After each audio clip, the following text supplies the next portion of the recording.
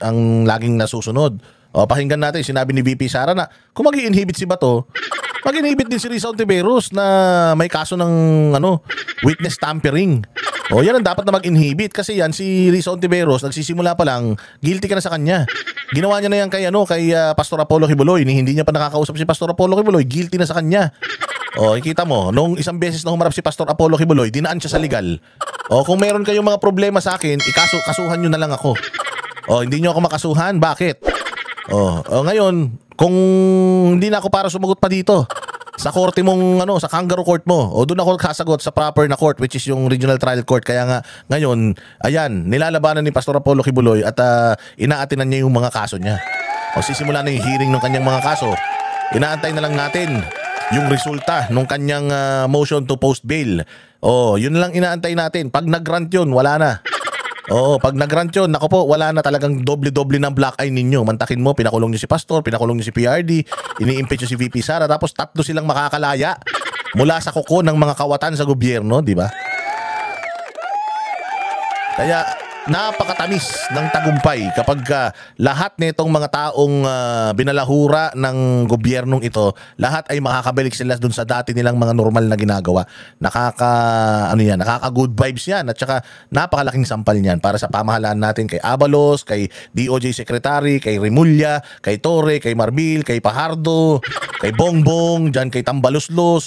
Napakalaking sampal niya sa pagmumukha nila. Kaya sana ibigay sa atin yan. Sige, pakinggan natin tong sasabihin ni VP Sara tungkol dito kay Risa. Mag-inhibit si Senator Risa Hontiveros bilang Senator Judge sa impeachment trial. Hindi lang daw ang mga mambabatas na kaalyado niya. Iyan ang giit ni Vice President Sara Duterte. Ating alamin kung bakit sa balitang ihatid ni Jason Rubrico.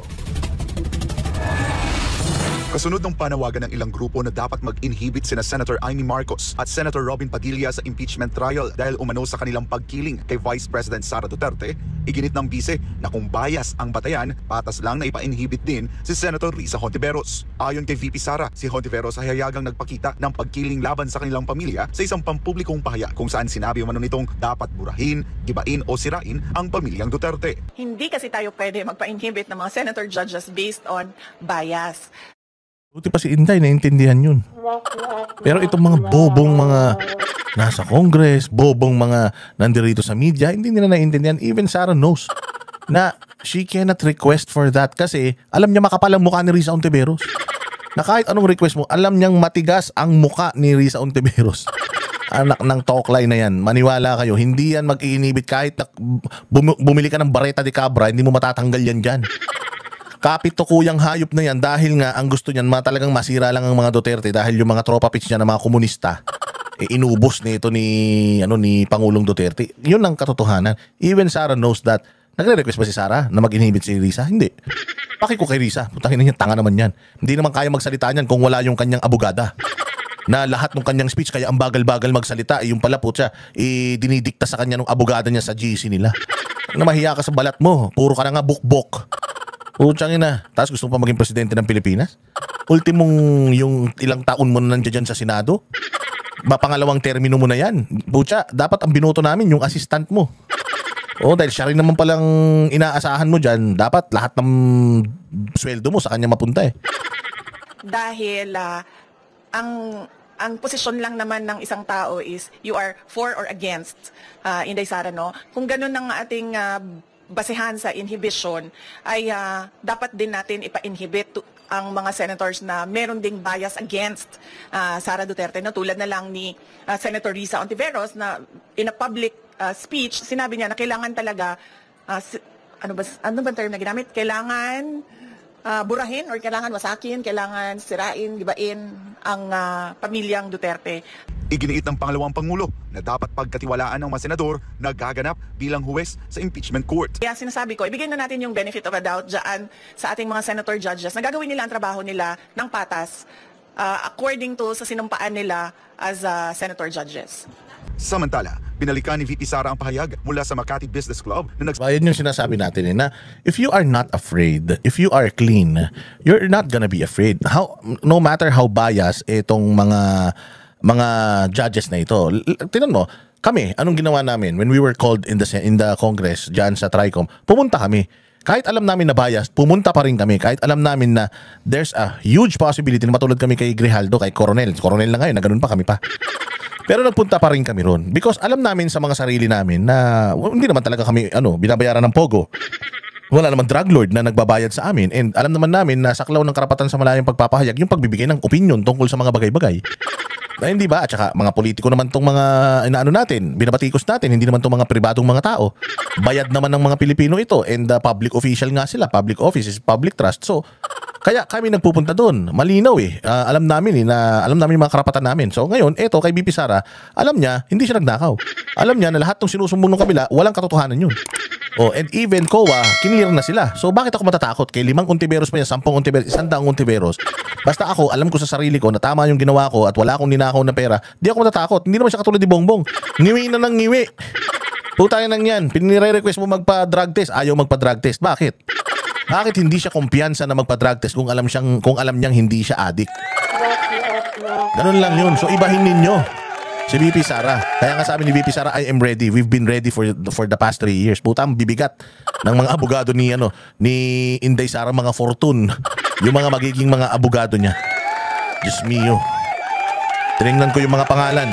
Powerhouse yung defense team ni Inday Sara. Pucha yan. Kaya nga sabi ni VP Sara, kung ikaw magaling ka na abogado, hindi ito sabi ko to, hindi sabi ni VP Sara. Kung magaling ka na abogado, dapat hindi ka pumunta sa trial. Kasi pagdating mo sa trial, kahit na lamang ka, may talo ka. Kaya yung mga magagaling na abogado, ito yung mga abogado na hindi nagtatrial. Dahil itong mga abogado na hindi nagtatrial, hindi sila natatalo.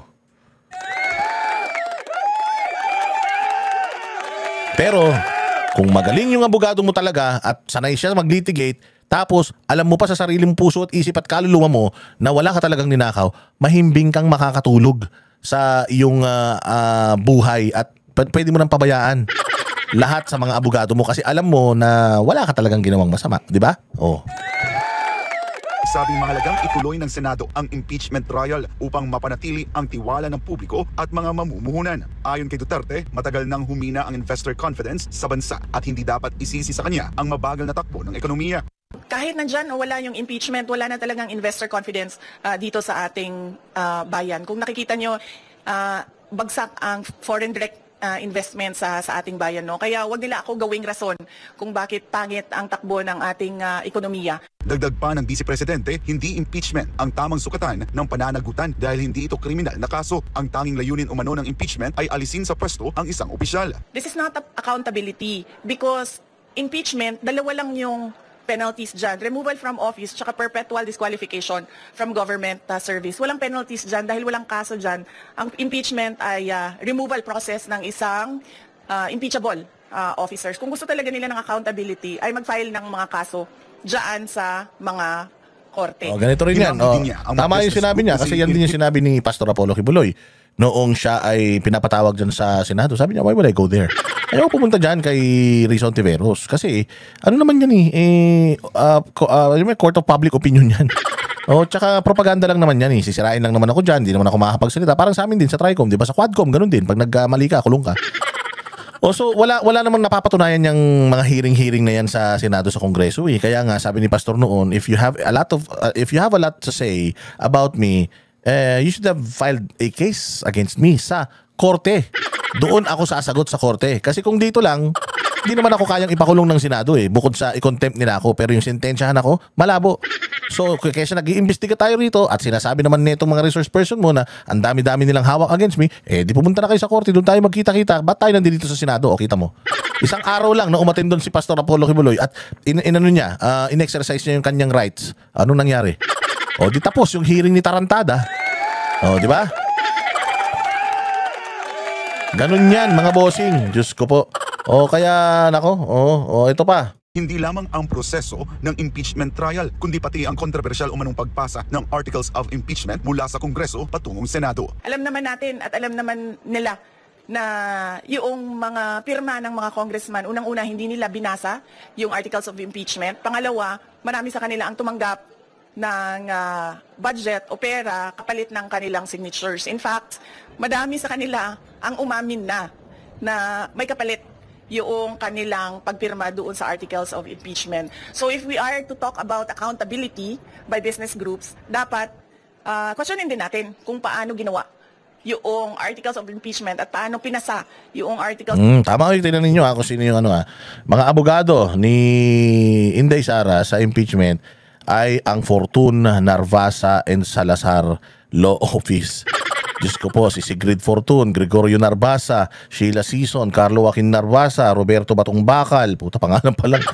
O kaano-ano kaya ni Ani Batong Bakal to? Justin Nicole Golar, Lyndon Miguel Bacuel, David Ronel Golia.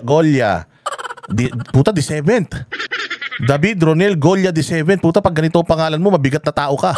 Mantakin mo 7 ang kapangalan mo sa pamilya mo, walang hiya na yan. Maria Celina Golda Fortun, Carlene Radok, Francesca Marie Flores, Miguel Carlos Fernandez, Michael Wesley Powa, Reynold Munsayak, Mark Vinluan, Ralph Budota. Iba pa yung ano dyan, ha?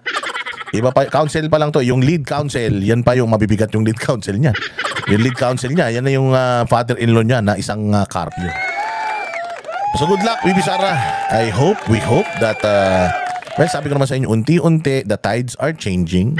Unti-unti, nakikita na natin na pahina na sila ng pahina. Kaya nga, grabe naman, 3 years lang silang binigyan ng 3 years lang silang binigyan ng kapangyarihan. Diyos ko po, pagkatapos nun, lahat sila nalaos. 3 years lang yung mga komunista na nagwagi. Tapos unti-unti, si PRD, makakalabas, makakapunta sa isang first world country, doon siya mamamahinga. Si VP Sara, hindi may impeach. Tapos si Pastor, lalabas. Naku po. Ay, talaga naman, baka magbigti ang mga yan. Diyos ko po.